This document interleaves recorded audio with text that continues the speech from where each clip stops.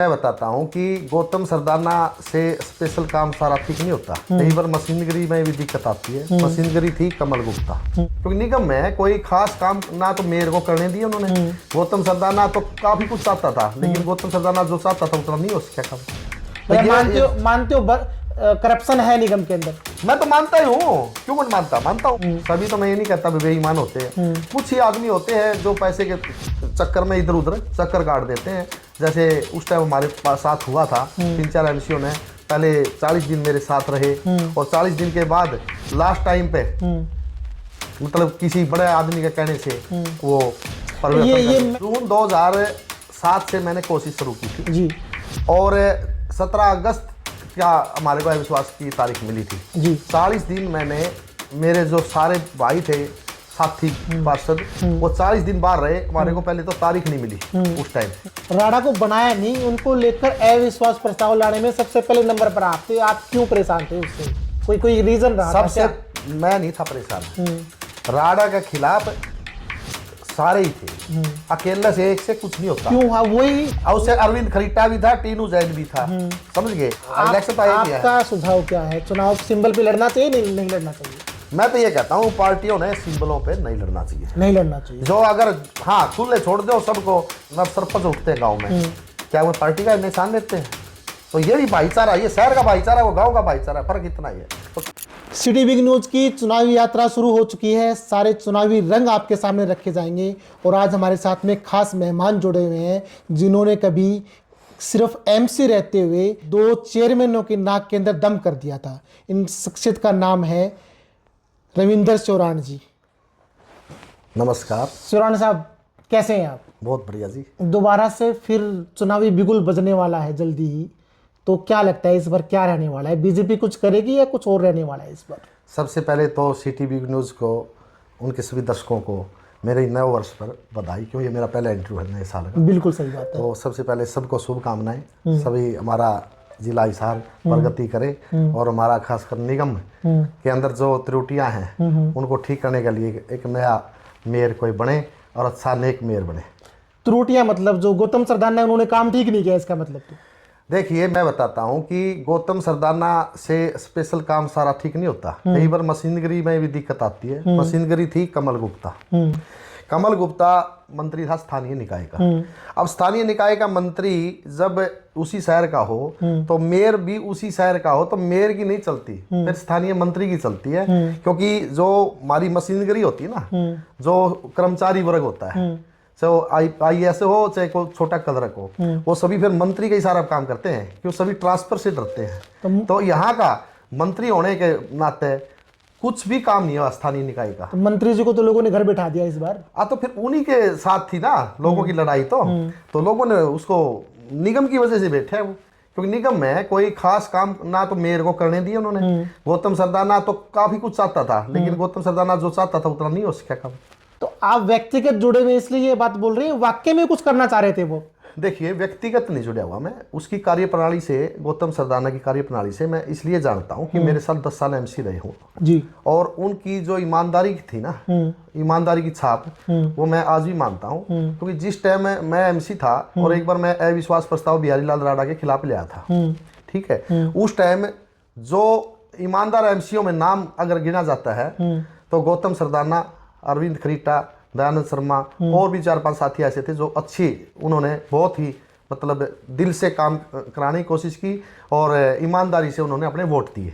कितने percent MC ईमानदार होते हैं, और कितने परसेंट जो है वो बोलते हैं ना कि खरीद फरोख्त जो होती है उसमें शामिल होते हैं? ऐसा है, हमारे टाइम जब एमसी ही चेयरमैन बनाते थे।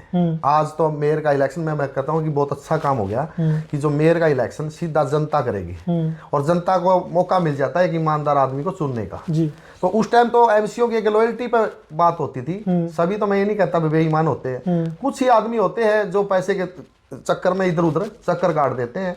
जैसे उस टाइम हमारे पास साथ हुआ था, 3-4 एमसीओ ने पहले 40 दिन मेरे साथ रहे, और 40 दिन के बाद लास्ट टाइम पे मतलब किसी बड़े आदमी के कहने से वो परिवर्तन ये मैं पूरी कहानी दोबारा सुनना चाहूंगा आपसे। 2005 में आप एमसी बने थे, उसके बाद में आप अविश्वास प्रस्ताव लेकर आने की कोशिश आपने की थी। हाँ, जून में बिहारी लाल राणा जी के खिलाफ में। हाँ जी। क्या हुआ था, पूरी की पूरी वाक्य क्या रहा था? जून 2007 से मैंने कोशिश शुरू की थी जी और 17 अगस्त का हमारे को अविश्वास की तारीख मिली थी जी। 40 दिन मैंने, मेरे जो सारे भाई थे साथी पार्षद, वो 40 दिन बाहर रहे। हमारे को पहले तो तारीख नहीं मिली उस टाइम, और तारीख न मिलने की वजह से हमने बाहर रखना पड़ा, क्योंकि एमसीओ पर दबाव बनते थे हर तरह के, उनको एक रखने के लिए हमने बाहर रखना पड़ा उनको जी।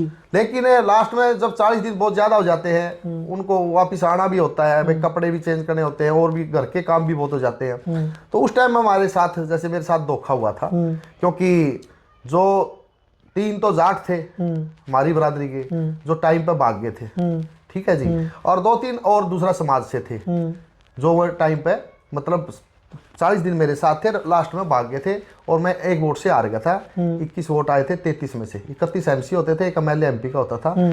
राणा साहब ने तो एब्सेंट करने थे, मैंने प्रेजेंट करने थे। आपने प्रेजेंट करने थे। हाँ, तो आप प्रेजेंट नहीं कर पाए? मैं 21 कर गया ना। अच्छा। 1 वोट से हार गया। तो ये सबसे अहम रोल किसका रहा था आपको हराने में? हराने में मेरे को सबसे अहम रोल, मतलब उस टाइम, आज तो समय बदल गया, उस टाइम तो किसी और का था नेता का, लेकिन आज वो नेता किसी और पार्टी में, मैं नाम नहीं लेना चाहता, ठीक है, नाम लेना उचित नहीं होता, और सब तो जनता ने पता है, वैसे बताने की जरूरत भी नहीं होती, किसी का नाम भी लेना होता, क्योंकि समय पता नहीं कब कौन कहाँ किसके पास क्या मतलब जरूरत हो आपस में। तो अब उनने उस बात से सीख भी ले ली हो कि पता अब रविंद्र के साथ गलत हुआ था, तो क्या पता आज वो पुरानी बीती हुई बातों को याद करके आगे मेरा साथ भी दे दें। समय के चक्कर तो समय का पहिया है, कभी दो बरसाओं का, कभी दो भाती, कभी छाँव, कभी भाग्य सुख दुख की है, माया ये चलती रहती है। पैसे चलते थे क्या? ऐसा है, ये तो पुरानी बातें होगी, ये 2007 की बातें हैं। अब जो इलेक्शन है ना मेयर का, अब डायरेक्ट है, अब इसमें पैसे कैसे चलेंगे? अब की बात नहीं कर रहा मैं आपके टाइम की बात कर रहा हूँ। उस टाइम पे आरोप लगते थे कि खरीद फरोख्त हो रही है, एक बार जो है चेयरमैन है उसको काबू कंट्रोल करने के लिए पार्षदों को कई बार पार्षदों को पैसे देने पड़ते थे। ये बात सही है गलत है? ऐसा है जी, देखो हम तो ना तो लेने वाले में, ठीक है ना, हम देने वाले में, हमने हमेशा ईमानदारी से काम किया। और मैं उस माँ बाप की संतान हूँ, जो मेरे फादर थे वो मास्टर थे, उन्होंने सुबह एक्स्ट्रा पढ़ाया, शाम में एक्स्ट्रा पढ़ाया, रात नदी बच्चे बिस्तर लगाए, जिंदगी में कभी ट्यूशन नहीं लिया। आप बदन सिंह हेड मास्टर नाम पूछ लो, राखी में भी बहुत पढ़ाया, मिलकपुर में पढ़ाया, गामड़ा, भतपुर, खेड़ी, सारे हमारे 12 गांव हैं, 12 में रहे हुए, क्योंकि वो पढ़ाने में उनकी रुचि थी और वो हमारे को कम स्कूल वाले उसके बच्चे होते थे। तो हमने ऐसे संस्कार ले रखे हैं, तो इन चीज़ों पर मैं ज़्यादा नहीं सोचता, ना जाता। कितने टाइम से आप मतलब जुड़े हैं इसको, कितने टाइम से सिस्टम को देख रहे हैं आप? सिस्टम से तो मैंने पहला जिला पार्षद बनया सन 2000 में, फिर मैं 2005 में एमसी बनया यहाँ, और फिर मैं स्टेट का तीरंदाजी का ओलंपिक का चेयरमैन बनया, और हैंडबॉल का चेयरमैन जिला का रहा, और मैं फिर 2012 में बीजेपी में गया था, चुनाव प्रबंध समिति का जिला अध्यक्ष था। तो फिर जब ये किसान वाला मामला उठा, किसान आंदोलन वाला उठा, उसके बाद मैं छोड़ के केजरीवाल की नीति अच्छी लगी, तो इसमें मैं आ गया, किसान विंग का अध्यक्ष बना जिले का। अब मैं जिला अध्यक्ष हूँ, मेन विंग का शहरी प्रधान हूँ मैं। नहीं, अपन निगम की बात कर रहे हैं, तो अभी निगम के ऊपर ही फोकस अब ज़्यादा रखते हैं। अभी तक का बेस्ट चेयरमैन कौन रहा है आपका? अभी तक का मेयर बनने के बाद तो 2 ही तो चेयरमैन आए हैं, एक शकुंतला राजली वाली आई है। आपके टाइम की बात कर रहा हूँ मैं। उस टाइम पे बिहारी लाल राणा थे, अरविंद खरिंटा रहा है, यशवीर गोयल जी थे, हनुमान एरन जी थे, तो उनमें से क्या लगता है कोई था ऐसा बंदा जो कंट्रोल कर पाया शहर को?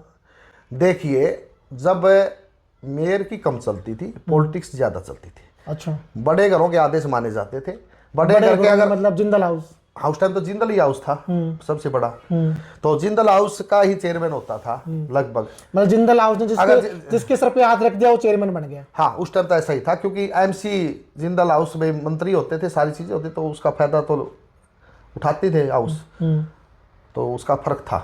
लेकिन आज एक जिंदल हाउस आजाद कैंडिडेट के तौर पर विधायक है, उस टाइम मंत्री थी और पार्टी से थी, कांग्रेस पार्टी। अब वो पावर बची है जिंदल हाउस में, या फिर अब नई बात बनी वो वाली? ऐसा है जी कि देखो, कुछ वोटों पे तो जिंदल हाउस का कब्जा है, लेकिन सारा शहर पे थोड़ा ही है। जनता का कब्जा है सारे शहर पे तो। वोटर तो जनता है ना, जनता अपने दिमाग से वोट देगी भाई किसको वोट देना चाहिए किसको नहीं देना चाहिए। अरविंद खरेंटा चेयरमैन बने थे तो नाम उनका आया था कि उन्होंने जो अवैध कब्जे हैं वो तुड़वा दिए शहर से, तुड़वाए थे या ये फिर मिथ्या है बातें, कोई दम नहीं है बातों में? अवैध कब्जे नहीं तुड़वाए थे, जो बरामदे के बाहर है ना, जो ये शेड वगैरह थे ये हटवा दिए थे। मतलब कब्जे अवैध ही थे वो भी, या फिर वो अपनी बहस निकालने के लिए ऐसा करवाए है थे? नहीं, मैं बताऊं अवैध भी नहीं कह सकते उनको। अब जैसे कैमरी रोड है, कैमरी रोड पर दुकान थी, उनका अगर शेड लग रहा है और क्योंकि शाम को जब दिन छिपता है ना तो वो 9x30 की दुकान है तो धूप लास्ट तक जाती है, इसलिए शेड लगाना भी पड़ता है। लेकिन उसमें कोई कब्जा नहीं होता, शेड लगा दिया या तरपाल लगा दिया वो कब्जा नहीं होता। कब्जा तो वो होता है भाई कोई चार दीवारी खींच दी, आगे कब्जा कर लिया, मकान पर छत लगा दी, ऐसा कोई कब्जा नहीं था। ये तो शेडों को हटवाया था उन्होंने, लेकिन वो बाद में उसको भी हमने मैनिपुलेट करके बस जहाँ तक उचित हो वहाँ तक उसको हटवा दिया था।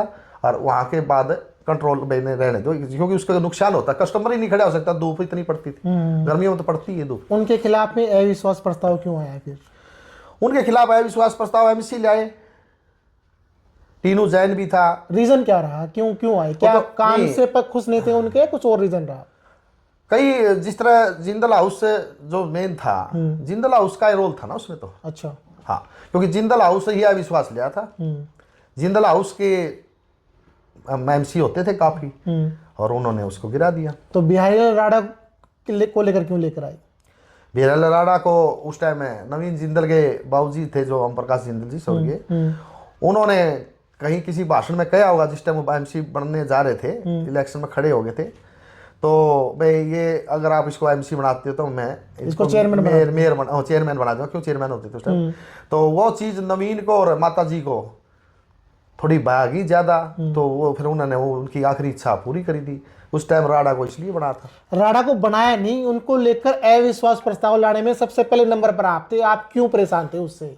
कोई रीजन रहा था? सबसे मैं नहीं था परेशान, राणा के खिलाफ सारे ही थे, अकेले से एक से कुछ नहीं होता। क्यों? हाँ वही, उससे अरविंद खरीटा भी था, टीनू जैन भी था, समझ गए? ठीक है। सबसे ज्यादा तो टीनू जैन ही था। आपको मैं बताऊं, टीनू जैन के बाद अरविंद खरीटा था, उसके बाद सारे पार्षद थे, ठीक है ना? तो ये था मामला, सबसे ज्यादा टीनू जैन और क्या नाम है अरविंद खरीटा। मैं वो उसके पीछे का रीजन, और मंजू अरोड़ा भी थी। मैं रीजन जानना चाहता हूँ कि क्यों उनको, क्या वो काम ठीक से नहीं कर रहे थे? नहीं, उनकी कार्यशैली से जब वो को नहीं पसंद करते थे। उनका काम पसंद नहीं था। उनका काम पसंद नहीं था। चलो, उनको नहीं था ना। शकुंतला राजलीवाल और मेयर गौतम सरदाना का कार्यकाल देखा जाए तो सबसे बेस्ट 5 साल किनके हैं? शकुंतला राजलीवाली से तो ज्यादा मेयर गौतम सरदाना के अच्छे हैं। मेयर गौतम सरदाना के अच्छे हैं। तो अब दोबारा से फिर एक बिगुल बजने वाला है। हाँ। तो कोई चेहरा ऐसा दिख रहा है जो हिसार की कमान संभाल सकता है? जो मैं बताने की चाहता हूँ, जो आपको मेन बात है ना, जो निगम में जो सबसे बड़ी दिक्कत है वो है प्रॉपर्टी आईडी की। यहाँ के अफसर क्या करते हैं, जो प्रॉपर्टी आईडी अप्रूव्ड है उसको अनअप्रूव्ड लिखते हैं और बाद में पैसे लेके फिर वो अप्रूव्ड कर देते हैं उसको। मानते हो करप्शन है निगम के अंदर? मैं तो मानता ही हूँ, क्यों नहीं मानता हूँ। मैंने तो कई जाके साथ में अनअप्रूव्ड लिखा। मैं अनअप्रूव्ड कैसे लिखा आपने? जब ये डीसी रेट हम भरते हैं इस कॉलोनी का, कलेक्ट रेट स्टाम्प ड्यूटी भरते हैं, तो ये अप्रूव्ड में जब स्टाम्प ड्यूटी भरी जाती है तो मैंने तो कई होगा जाके अनअप्रूव्ड का अप्रूव्ड कराया। बल्कि एक वो बिल्डिंग इंस्पेक्टर था, वो था जो जेई, वो बोले जी ये खसरा नंबर अथोराइज नहीं है। अरे माँ परिधि जो पहले थी फाटक है ना, रेलवे फाटक कैवी रोड वाली, वहां तक परिधि थी नगर परिषद की, उससे पहले तो सारे अथॉरिटी थी नगर परिषद का एरिया में, निगम तो उससे बाद बना है। तो माँ इसको आप एक खसरा नंबर से आप क्या अनअप्रूव्ड कर दो क्या? खसरा नंबर से कभी भी अप्रूव्ड नहीं होता, परिधि होती है निगम की, परिसीमन होती है भाई आगे की यहाँ तक की बाउंड्री है, तो उसके अंदर जो आ गया वो सारी अप्रूव्ड होती है। ये एक लोगों को बेवकूफ बनाया जा रहा है। ये लक्ष्मी विहार हमारी, तो इस लक्ष्मी विहार जब सारी स्टाम्प ड्यूटी भरते हैं लक्ष्मी विहार वाले, कलेक्ट्रेट भरते हैं डीसी का, डीसी कलेक्ट्रेट भरते हैं, तो ये अप्रूव्ड है। लिस्ट में भी इसका मैंने अप्रूव कराई थी, मैं वर्ष कमेटी का चेयरमैन था जब 2006 में। ये 36 कॉलोनियां अप्रूव कराई थी हमने, तो उसमें वर्ष कमेटी का चेयरमैन था उस टाइम। तो वो मैंने इसलिए ज्ञान है कि ये अप्रूव्ड को अनअप्रूव्ड क्यों लिखते हैं। अनअप्रूव्ड लिख के पैसे लेके 50,000 लाख रुपए लेकर फिर उसको अप्रूव्ड लिख देते हैं। लेकिन मैंने 2-3 केस कराए अनअप्रूव्ड के अप्रूव्ड। बहुत बढ़िया आदमी थे जो अपने कमिश्नर थे अशोक गर्ग जी, उन्होंने जाते ही मैंने उनको समझा जी ये खसरा नंबर से कब से अप्रूव्ड अनअप्रूव्ड होने लग गया। ये तो प्रीति होती है, और प्रीति या पुरानी है नगर परिषद के टाइम की, तो ये अनऑथराइज्ड कैसे हो सकता है? ये अप्रूव्ड में लिखो। तो उन्होंने अप्रूव्ड कराया, लेकिन जो नीचे वाले कलरक पकड़ थे वो खाते हैं पैसे 100%। उसमें काफी आदमी है। शहरी निकाय मंत्री अपने शहर से ही थे, उनके डिपार्टमेंट अंडर आता था डॉक्टर कमल गुप्ता। वो तो कमल गुप्ता जी जाने ना, अब उन्हें मिल गया ना उसका। कोशिश नहीं की उन्होंने कभी भाई, उनके तरह कंप्लेंट तो लोग लेके गए हैं, कोशिश करते तो मतलब ये शिकायतें क्यों आती? कोशिश नहीं हुई जब ही तो शिकायत आई ना। मेरा कहने का मतलब है इन चीजों का हर आदमी ने नॉलेज ही नहीं है। भाई सबसे ज्यादा दुखी कहाँ? प्रॉपर्टी आईडी में दुखी है सबसे ज्यादा लोग। अप्रूव्ड को अनप्रूव्ड लिख देते हैं, फिर अप्रूव्ड करने के लिए पैसे लेते हैं। गौतम सरदाना जी ने एक मुहिम चलाई थी, जो ये आवारा पशु है उनको यहाँ से निकालकर, शहर से निकालकर और बाहर शहर से बाहर भेजने के लिए। पर दिक्कत ये हुई कि अपने लोगों से सामना करना पड़ गया। लोगों ने शहर के अंदर डायरिया खोल रखी है, तो उनके दबाव के अंदर आकर कहीं ना कहीं ये मुहिम रोकनी पड़ेगी उनको। हालात वैसे के वैसे फिर से बने हुए हैं। ऐसा है नहीं, ऐसा है, गौतम सरदाना ने कोई दिक्कत नहीं थी। ये जो पास करना पड़ता है हाउस में, पास करने के बाद चंडीगढ़ से पास होगा। जो डेयरी अपना पालन का था, जो प्लाट अलाउट होने थे वो चंडीगढ़ से पास होने थे। यहाँ वाली तो प्रस्ताव पास हो लिया था, लेकिन आगे से पास नहीं होगा जब तक आप निगम कैसे दे देगा? डेयरी वालों को प्लाट मिले नहीं अभी तक कहीं ना, नहीं मिले। और ये शहर में जो डेयरी कर रहे हैं ना, उन्हीं को लाट होने थे। भाई उनके नाम तो हैं, सर्वे में नाम तो सबके हैं निगम के पास, उन्हीं को मिलने थे। और शहर से ये ठीक हो जाता, पशुओं के लिए भी ठीक हो जाता और रखने वालों के लिए भी ठीक हो जाता, पशु रखने वाले। और डेयरी फार्म अगर अलग हो जाए शहर से, साफ सफाई भी रहेगी शहर की। चलो, निगम के चुनाव होने हैं। बीजेपी ने पिछली बार सिंबल के ऊपर चुनाव लड़ा था, कांग्रेस ने सिंबल पे चुनाव नहीं लड़ा। आप आम आदमी पार्टी के जिला अध्यक्ष हैं, क्या आम आदमी पार्टी सिंबल पे लड़ेगी चुनाव लड़ेगी या नहीं लड़ेगी? देखिए, ये फैसला तो पार्टी ने लेना है, वे लड़ेगी या नहीं लड़ेगी। एज ए जिला अध्यक्ष नहीं, मैं बता रहा हूँ, मेरी बात पूरी सुनिए। ये फैसला लेना पार्टी हाईकमान ने, लेकिन मैं तो एक सुझाव देता हूँ कि जो ये इलेक्शन है ना, ये इलेक्शन है भाईचारे का। ठीक है, ये जो मेयर का और एमसी का इलेक्शन होता है, ये भाईचारे का इलेक्शन होता है, क्योंकि लोकल लोग कैंडिडेट और लोकल ही एरिया होता है, सीमित एरिया होता है, सब एक दूसरे को जानते हैं। इसमें कोई नूत है कोई नहीं भाई, एमसी ने जाके कोई मतलब सीएम बनाना है या एमसी ने जाके कोई प्रधानमंत्री बनाना है। मेयर का इलेक्शन डायरेक्ट है ही, एमसी का इलेक्शन एमसी ने भी नहीं बनाना तो मेयर को। तो ये भाईचारा का इलेक्शन है, इसमें पार्टियां सिंबल देंगी तो लड़ेंगे लोग, तो और नहीं देंगे तो भी लड़ेंगे लोग। तो एमसी का भाईचारा इलेक्शन तो लड़ेंगे। मेयर का चुनाव तो सर विधायक के चुनाव से बड़ा है। बड़ा होना छोटा होने की अलग बात है, ये इलेक्शन तो भाईचारा का है ना भाई। इलेक्शन तो आपका सुझाव क्या है? चुनाव सिंबल पे लड़ना चाहिए नहीं लड़ना चाहिए? मैं तो ये कहता हूँ पार्टियों ने सिंबलों पे नहीं लड़ना चाहिए। नहीं लड़ना चाहिए। जो अगर हाँ खुले छोड़ दो, सबको पता चलेगा भाई कौन ज्यादा प्रख्यात है और कौन बन सकता है। जिसका 36 बरादरी का प्यार मिल रहा होगा ना, वो आदमी तो बन जाएगा, ठीक है। और जो भाई एक समाज लग सीमित होगा वो तो बने को नहीं। हाँ, जो 36 बरादरी को प्यार करता हुआ, सभी धर्मों को प्यार करता हुआ, वो आदमी बनेगा। अब की बार बनना भी ऐसा आदमी चाहिए, क्योंकि ये पार्टियां अलग होती है, ये विधानसभा और लोकसभा के लिए होती है, न कि इस भाईचारा इलेक्शन में। अब सरपंच उठते हैं गाँव में, क्या वो पार्टी का निशान लेते हैं? तो ये भी भाईचारा, ये शहर का भाईचारा, वो गांव का भाईचारा, फर्क इतना ही है, कोई खास फर्क नहीं है। तो क्या रविंद्र सुवर्ण मैदान में कूदेंगे इस बार?